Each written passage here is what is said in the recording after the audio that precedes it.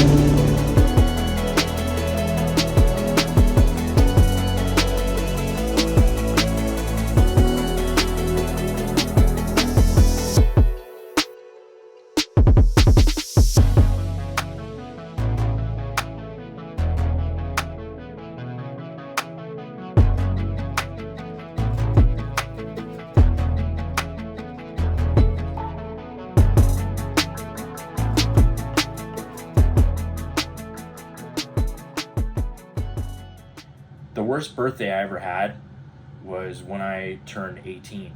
I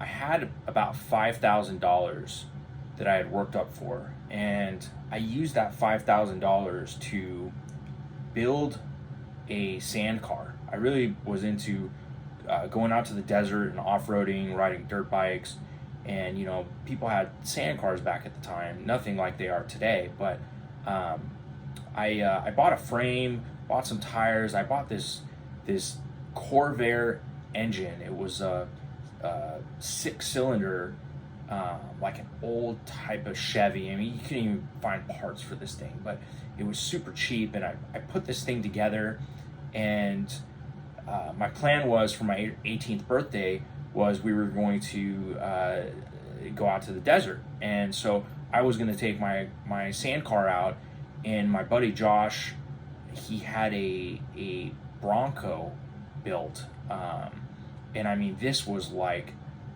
the Bronco. It had huge king shocks, full tube chassis. I mean, at the time he must have spent $50,000-$60,000 on this off-road Bronco. It was like really nice, and it was painted orange, like the Dukes of Hazzard orange, and he had a 02 on it instead of a 01.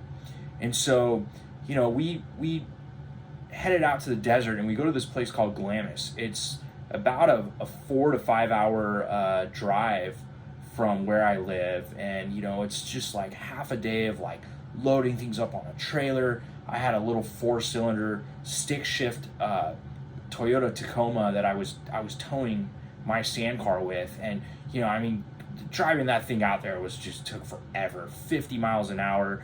You couldn't get up the hills. I'm popping into like second gear, and I mean, it was a chore to get out there. But once we got out there, it was super fun. And I found the picture of my sand car. I'm gonna kind of just put it here.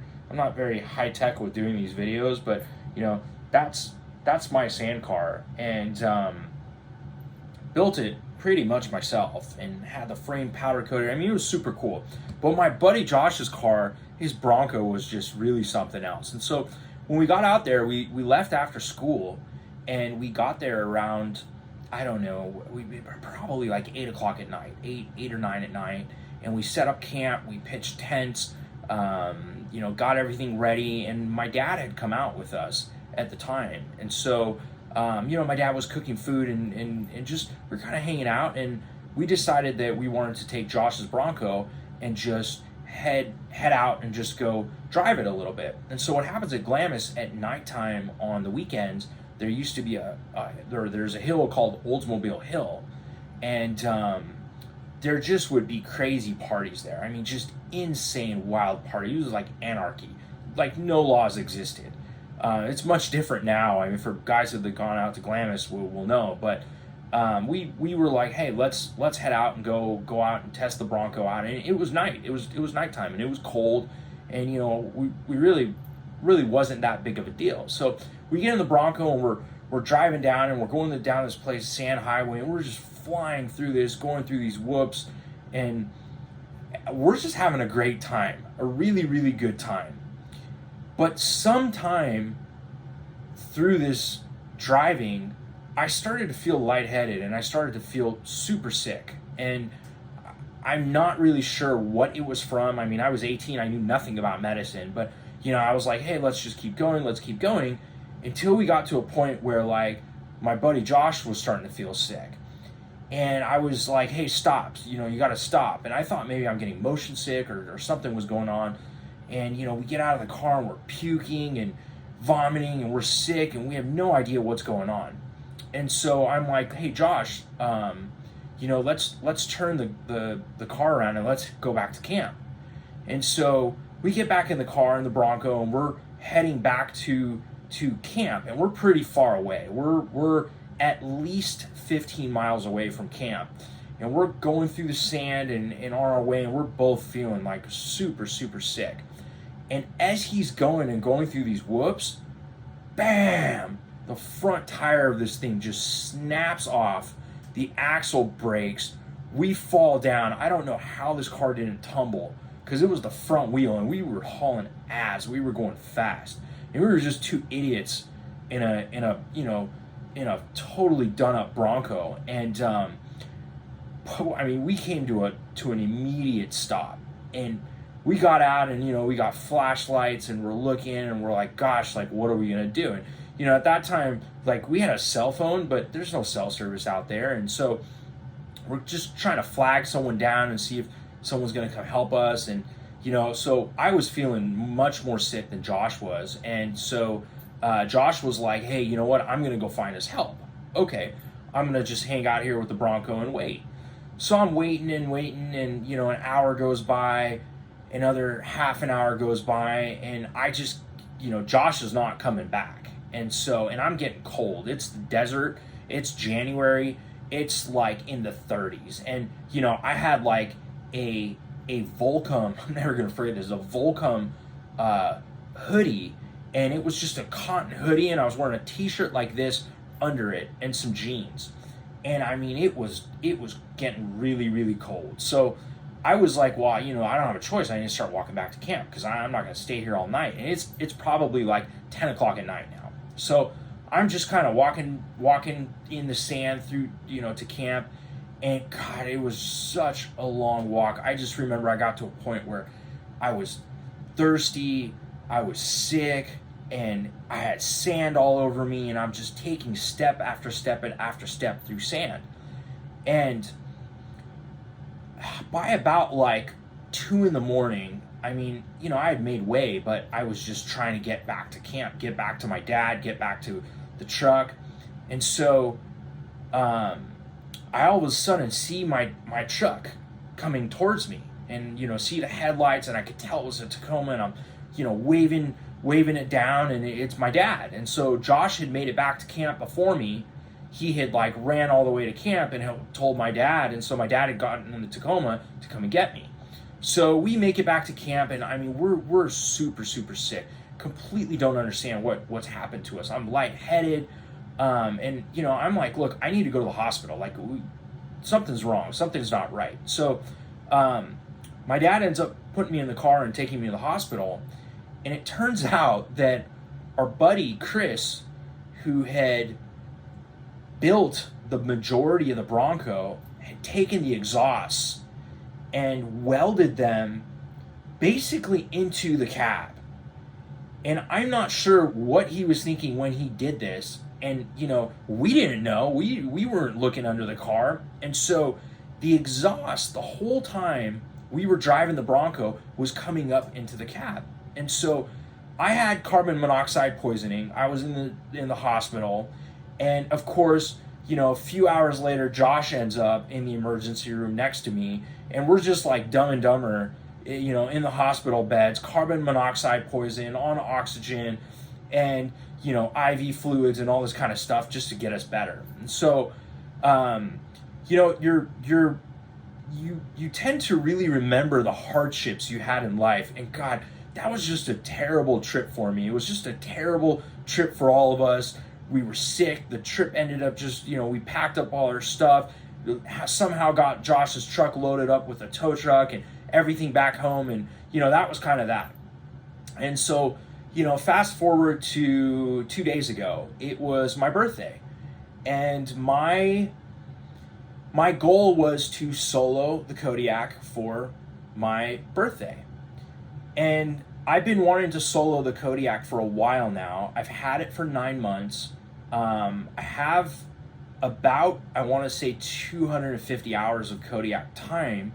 I just got back from the park water training not that long ago, did the emergencies. I'm comfortable in the airplane, but I like having somebody else that is more experienced sitting next to me. It's just kind of a nice insurance policy and a nice safety net. And, I understand that, and that's just been my program. But at the same time, it's been kind of just one of these dreams for me that, look, like, I know I can fly the plane. I want to do it. It's not that I'm going to do it every time, every day, every trip, but I really want to go out and solo the Kodiak. And so, my plan was to do it for my birthday. So on Friday, I call my buddy Matt, and I'm like, hey, Matt, what do you think about soloing the Kodiak? He's like, I've been telling you should do it. Like, let's go to the airport and do it. Okay, cool. So I head out to John Wayne, get out there, and of course, John Wayne's airports are primarily 20 left, 20 right. Well, when the winds change, it flips to 2 left and 2 right. And so I get there, and of course, the winds have changed and the runways have switched. Now, in all the time that I've been flying, I have never taken off or landed with the reverse runways. And I've wanted to, it's just, I haven't, and it just hasn't come about.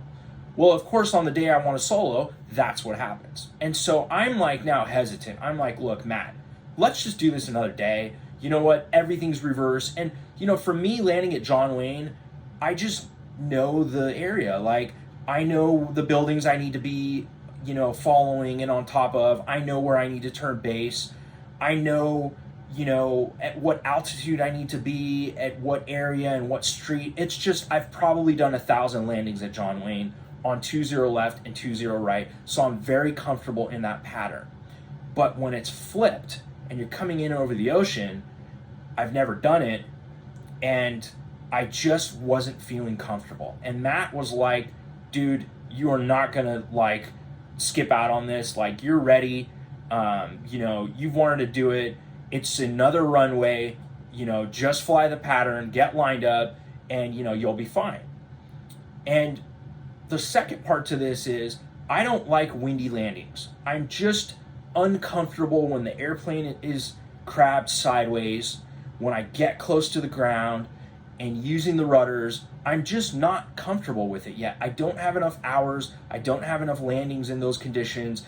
And it's not that I can't do it. And the Kodiak is pretty docile. Like, even if you land sideways, it still is fine, because I've done it a few times.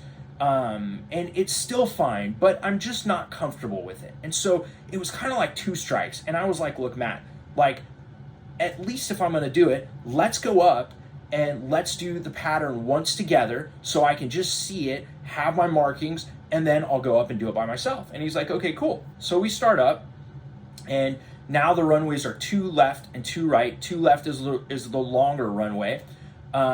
We taxi out, we take off 2 left, we turn and start going downwind.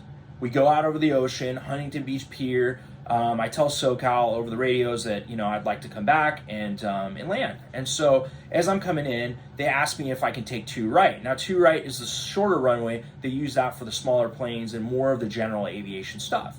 And I'm like, sure, absolutely, we'll take 2 right. So they tell me to come in over the field for a right downwind and a right base for 2 right.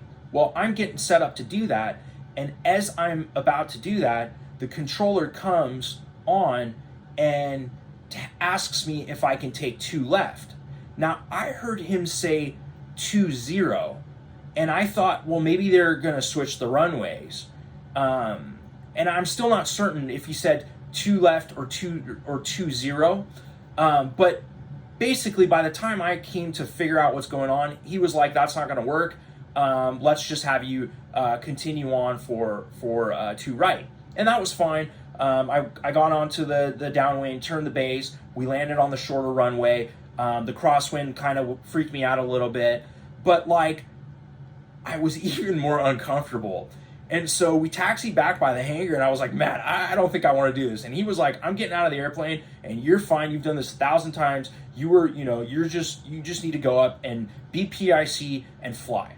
And so I was like, all right, well, you know what? I'm going to do it. So I taxi back out, get onto 2 left, and take off.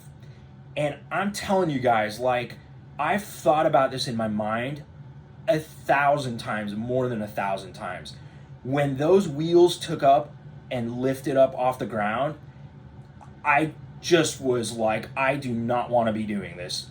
I freaked out, and I was like holding the yoke. I mean, usually when I'm up in the air taking off, I got one hand on power, one hand on the yoke. Now I'm like death gripped on the yoke, pulling, turning, and I just was not comfortable. And so, I kind of take a deep breath. I'm like, look, this is not a big deal.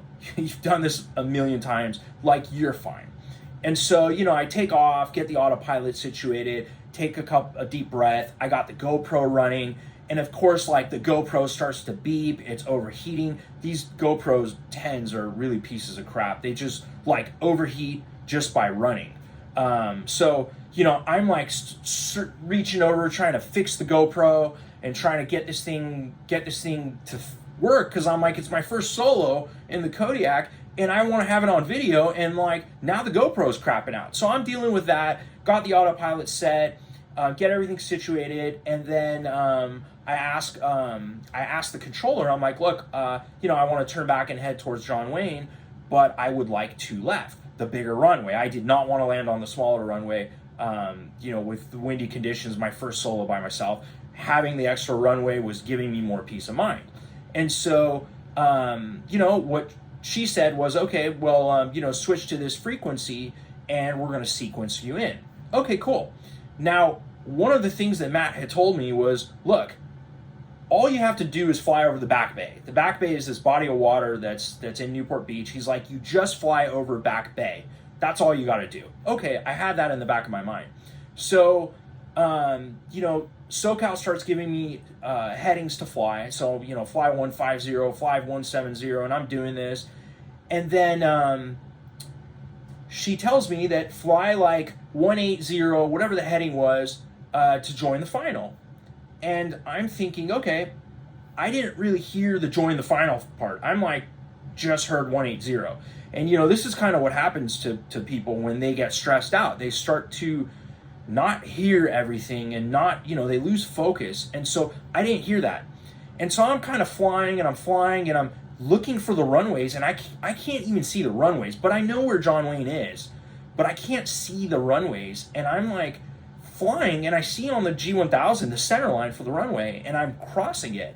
And I'm like, gosh, like, why are they not turning me around to the runway? So I get back on, and I'm like, hey, did you still want me to fly, like, the heading you assigned me? She's like, I told you to fly that heading until you joined final. And I was like, oh, like, shoot, sorry about that. So, I wasn't really that far off final, but I was off final. And so I turned, I made a quick turn, and got lined up on final, but I still, like, I don't know what it was, like tunnel vision or what. I couldn't really see the runway, and I was like starting to panic a little bit, like, where am I? But then I was like, I just need to fly over the Back Bay.